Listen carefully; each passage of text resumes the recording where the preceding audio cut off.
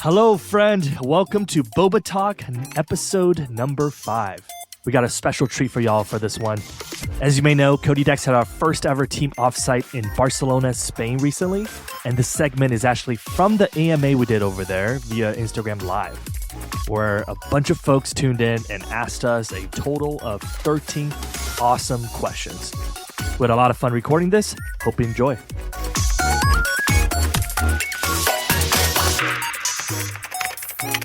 What's up, everybody? There are a few people, 4 people joined. Hey, what's up, Skilled Merchant, Shadha, Judd X. Hello, everybody. Welcome. We're going to do a Codédex AMA. Happy Thursday, 3:30 p.m. here in Barcelona, Spain. Codédex team is here for our team offsite. For the folks that just joined, maybe we should do a quick introduction. Asiqur? I'm Asiqur. I build things on the website. He's a software engineer. Hello, everyone. I'm Dharma. I'm the founding engineer. I also build stuff on the website. By the way, Dharma is from India, and that's why we went all the way here to Spain to meet him. Awesome. Hello, world. This is Brandon. I'm the curriculum lead here at Codédex. Nice to see y'all. Hi, I'm Lil. I do everything in between, operations, all that good stuff. Cool. Well, this is probably going to be 20 minutes or 30 minutes. We just want to say hi to everybody. We've never done Instagram Live before. And we just want to give an opportunity for folks that just waking up on East Coast, just waking up on West Coast, or here based in Europe, or all around the world, for opportunity to ask us any questions about tech, coding, Codédex, learning to code, Barcelona, whatever it is. Let us know what do you want to talk about. Oh, great question from Ann. What's it like finally meeting the whole team? Actually, I'm going to give this one to Dharma. Dharma. Hi, Ian. It's so cool that you decided to join in this lab and decided to ask this question, because it's an amazing feeling. We have all the people that I've been working with for the past half years in person, meeting them, working with them in person, living with them. It's been a joyride. It's been a roller coaster the entire week. And we learned so much about each other, right? That there's only some things that show up in person when you meet up in person, right? There's only so much you can do in a Zoom call. So it has been really enlightening. It has been really fun. And everyone loves Barcelona. So I think that answers your question. I'm going to give this back to Sonny. Yeah, we did a bunch of stuff here. We had a team brainstorming on what we're going to do in 2024. Just did a manifesto brainstorm, a few UI UX design workshop. So did a bunch of stuff. Also toured around the city, ate a bunch of great food. From Seth Design, what are the chances of no code tools replacing coding? Anybody want to take this? Brandon, Asiqur? I think it's going to be a very low chance. Like, they're only good for like the basic part. If you're thinking of an iceberg, no coding tools, they only touch the tip of the iceberg. But if you're doing something more complex, something more tailored to you or whatever you want to do, it's going to be very hard for them to replace it. If you want to make something unique, it's not going to be unique because the no coding tool is going to be the same like every other. It's going to look like every other website. If you want to personalize it or if you want to just make it unique, you're not going to achieve that with a no coding tool.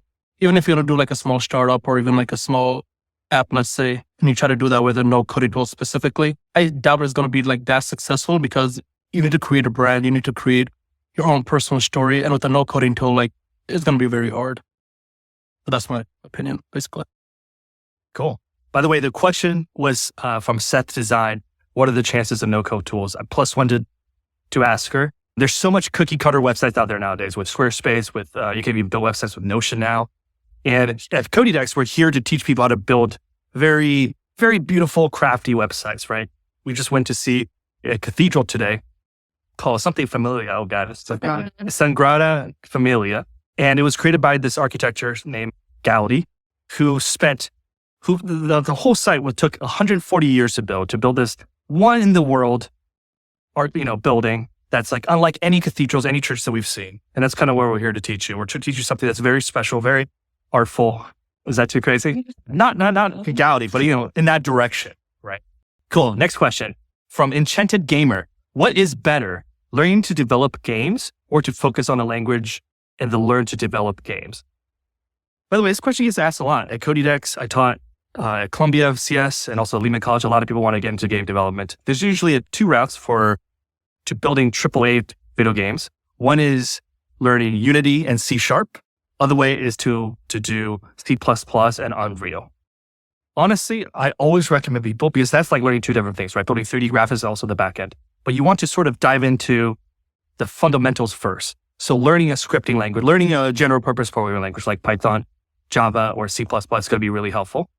And then try to pick up these like 2D platform game packages or libraries like PyGames, like phaser.js. And I think those will be really helpful before you dive into the more heavy load stuff. Just make sure you actually like the software part of it. So, we've got somebody from Texas, Lawrence Sharo 3, and Ira tuning in from Malaysia. Are you hiring? Asks le.flowerpot. Oh, yeah. Want to talk about that? Yeah, so we're currently hiring for a content creator. I think we're still on the final stage with a few candidates. But if you really want to apply, feel free to drop in the chat. But we're hiring for somebody to do all of our socials for us, whether it's Instagram, TikTok, YouTube, Instagram Live, for example. We don't have a marketing person on the team right now.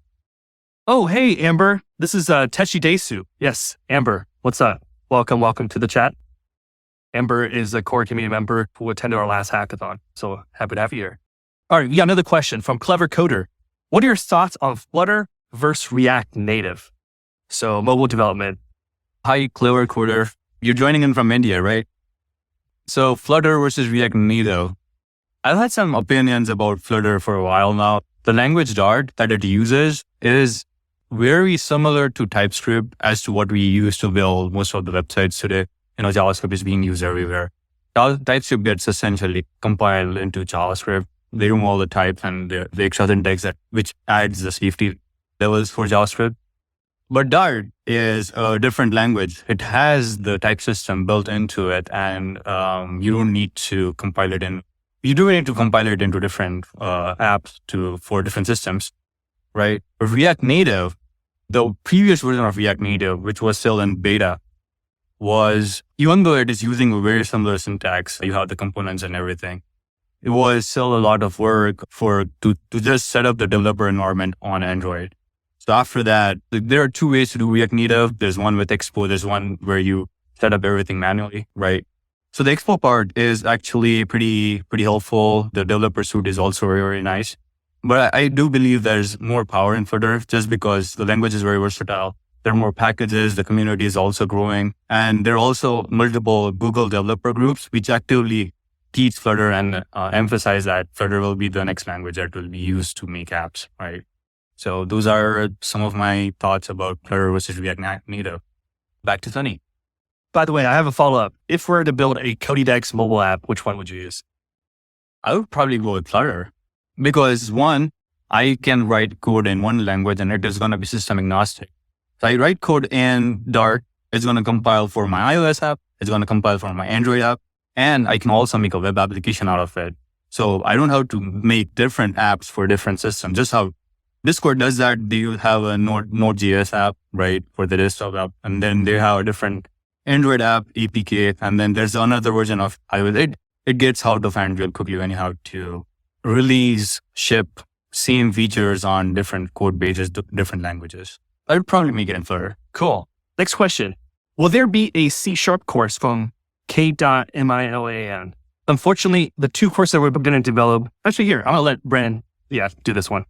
Yeah, so in the near term, I would say not yet. We recently did a survey not too long ago where we asked the community at large what they would like us to build next for a course. And I think the direction we're heading are intermediate Python, maybe intermediate Java, but essentially right now, our community, the more intermediate courses are wanted, but we'd be happy to explore building more introductory courses for things like C# in the near future, definitely. All right, we got a few more questions. All right, that just came in. So, from Caesar Salad, intermediate learners, what is Codédex plan to help people who have gone through the basic Codédex lessons? Okay. Oh, hey, it's TJ. Cool. So, like Bren said, we are going to work on, a few other things. The one that's people have told us over, Discord survey, Instagram poll, Twitter poll, LinkedIn poll is intermediate Python course. So we're going to work on that. We just brought on a new curriculum developer, Kat, who's also based in Brooklyn. And Brendan and Kat, as well as Ellie, our curriculum intern, are going to all work on a few more content there. So we're going to build out more intermediate stuff. I think a lot of people have been asking for this. We were honestly surprised a lot of people blew through our beginner courses. I think some people even share that they complete all 6 courses. So we got a lot more stuff to build. Cool. Troy says here. This is a great question. What's your favorite food in Spain so far? All right. For Troy sauce. So Lil says empanadas. How about this? Everybody name one food that you like in Spain. How's that? All right. So for me, Iberian ham. I'm actually going to name a second one. A hummus salad. It's like a very acidic salad I never had before in the States. Asiqur? McDonald's. No. They make veal in a very special way. I think that was my favorite. We had that the very first day we came here. It was very soft and good. Yeah, veal cheek. That's what it's called. Yeah. Cool. Now Dharma? I'm probably going to go with the pizza. With the pizza we had were very, very delicious. We had a white sauce pizza and a red sauce pizza. Fantastic. If you're here, definitely a place I would recommend to go. For me, can't go wrong with a Spanish omelet. It was great. Cheese, eggs, potatoes. Can't go wrong. I guess that's like a staple breakfast food here in not just Barcelona, but all of Spain. Yeah, it was excellent. Pun intended. We went on a tapas crawl last night. We went to 4 different spots for tapas.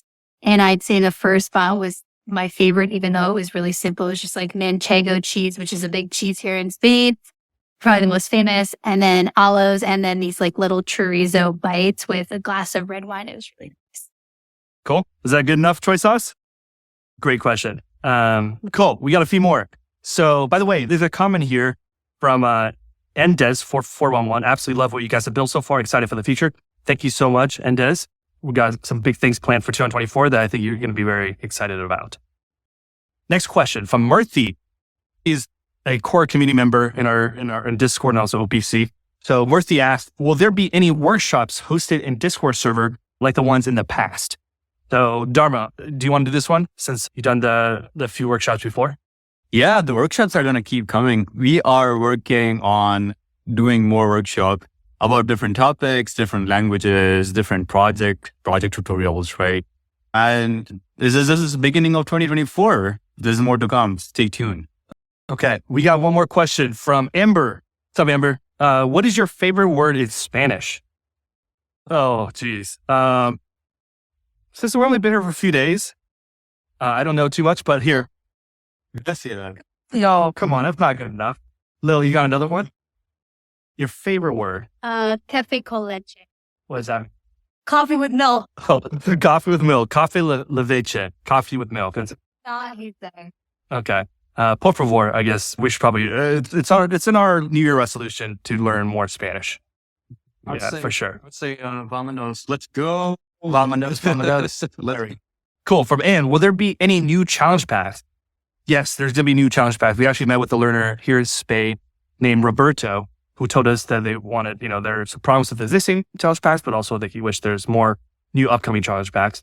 By the way, Anne, let us know what type of challenge packs you're looking for. Are we talking about Python ones, JavaScript ones? Let us know. But yes, there are going to be plenty more coming soon. Murthy got a comment. So Murthy said, excited to see the future. We'll bring, Percy, love the workshops and always try to attend them. Thank you so much, Murthy. All right. Oh, Roberto's here. What's up, Roberto? Roberto from our Barcelona meetup is here. What's up, Roberto? Give him a shout out. Thank you for coming. By the way, I think, honestly, it blew our minds. The fact that, so Roberto is based in Madrid. He's a clever and attended our last hackathon in Discord, is an awesome member in the OPC. And he met us. He took the train for 2.5 hours from Madrid to Barcelona to see us. Yeah, we had coffee together. He showed us a cathedral, walked us around. And honestly, I think some of the things you said, Roberto, made everything the last year and a half worth it. So thank you so much for coming. We had a great time. It was awesome to just put a face to the name. And it was very special. Yeah, it was a real privilege to get to meet you and meet the other person who joined us for the meetup. And I loved learning, getting to know you and hear your story about how you got into Codédex. And yeah, we definitely look forward to collaborating further online for sure. So thanks for joining, Roberto. Kyler is cool 11 asks, when is the Python intermediate course dropping? this year for sure. Part of this on-site, we've been just sort of like mapping out what our goals and intentions are for at least the next 6 months. So for sure, definitely within the year. We got another question. So TSVD.N asks, what are useful APIs I should learn after learning the basic of JavaScript?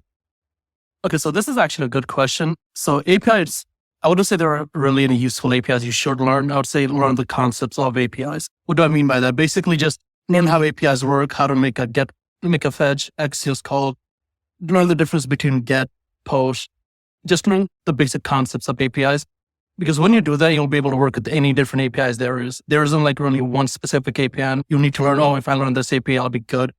Just learn the concept of what API is. I don't even go into to say like create your own API, just so you know how it works, how the responses work. When you send a request, what response do you get? There are different status codes as well. Like what's the 400 status code? What's the 200 status code? So basically just learn the concept of APIs, not any specific APIs. Yeah. So I'm going to pass this off to Dharma. Yeah, Asiqur pretty much covered it. Building APIs is a direct way to get more experience with APIs, right? But we were specifically talking about the REST APIs, the one that you use to make requests from your computer, from your website, to your any servers, internet service, whatever you're using. But you haven't technically specified in the question what kind of APIs you're talking about. So the best way would be, there are some inbuilt APIs in the browser, such as you can use the document module keyword, and if you're using it on your browser, the JavaScript is being shipped on your browser. But if you're working in a Node.js like server-based environment, you can use process APIs, right, to parse arguments, to create sub-processes, sub-threads, right? Then you can do some async work. All of that is possible, right? So it depends. But like Asiqur covered, the best way to do is to build.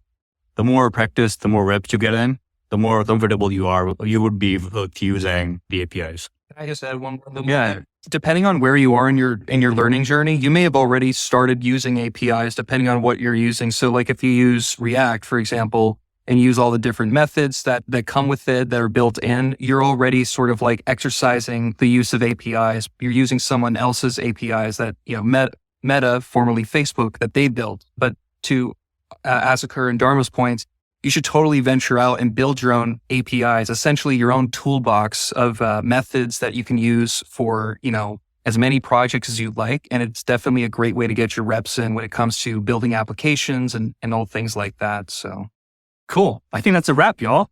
Thank you all for coming. It's our first ever Instagram Live.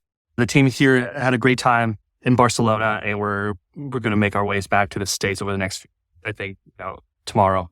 Today's really our last day together as a team.